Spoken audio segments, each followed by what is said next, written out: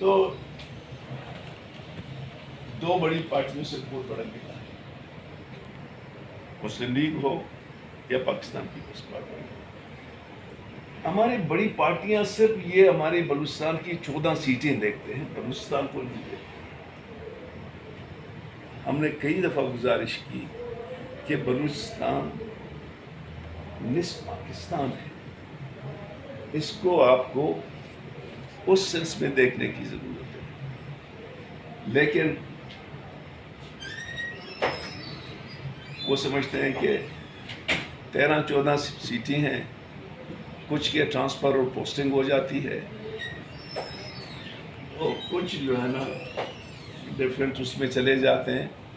تو میں charter of democracy کی تو حمایت کرتا ہوں، اب میری مطالبہ ہے چارٹر آف بلوچستان بھی کی ضرورت ہے کہ بلوچستان کو کس طریقے سے آپ لوگ آن بورڈ کریں گے۔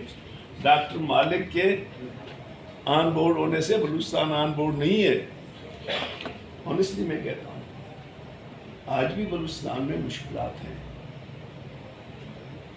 شاید پنجاب، سندھ، خیبر پختونخوا میں الیکشن ہوتے ہیں، ہمیں تو آج کل جو بلوچستان کے الیکشن ہیں وہ جی بی اور کشمیر جیسے ہوتے ہیں، ہمیں یہ بالکل سپیس نہیں ہے۔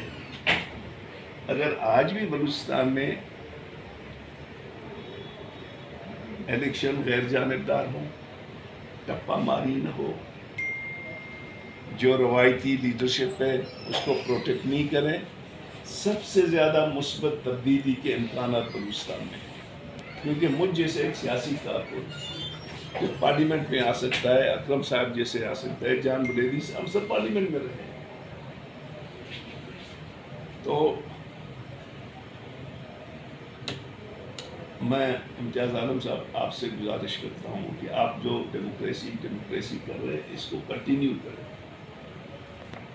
یہاں اپس اینڈ ڈاؤن بہت آتے ہیں، 40-45 سال آپ ہمارے سینئر ہیں، ہم نے اپنے آنکھوں سے بہت سی چیزیں دیکھی ہیں، لیکن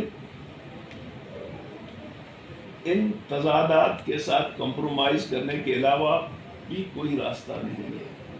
میں اگر کہوں کہ میں پی ڈی ایم کو چھوڑ کے اکیلا کھیلوں گا نا، میں کھیل نہیں سکتا ہوں۔